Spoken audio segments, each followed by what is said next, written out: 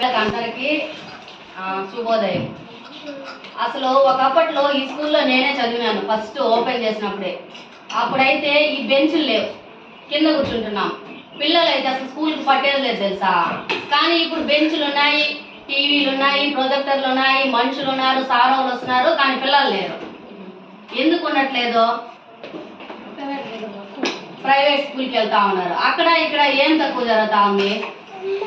అసలు ఒకప్పటితో పోల్చుకుంటే నాకంటే కూడా నేను చదివినప్పటికీ ఇప్పుడు మా పిల్లలకి పోల్చుకుంటే ఇప్పుడే బెటర్ తెలుసా. నాకు 5వ క్లాస్కి వచ్చి 20 ఎక్కాలొచ్చు. అదే మా పాప వచ్చి ఇప్పుడు 3వ క్లాసు, 2nd క్లాస్కే 20 ఎక్కాలు నేర్చుకుంది. కాబట్టి అప్పటికి ఇప్పటికి ఏం తేడా?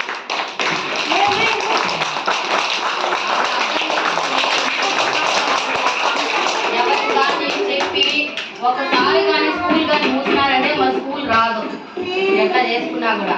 కాబట్టి ఈసారి 3 సారి అయితే ఇంకా కొంచెం తక్కువ ఉన్నాడు. ఈసారి పిల్లలు అయితే బెటర్ గానే ఉన్నారు. రేసారి అంటే ఇంకొచ్చే మీటింగ్ కల్లా ఇంకా కొంచెం పెరిగితే బాగున్నాం.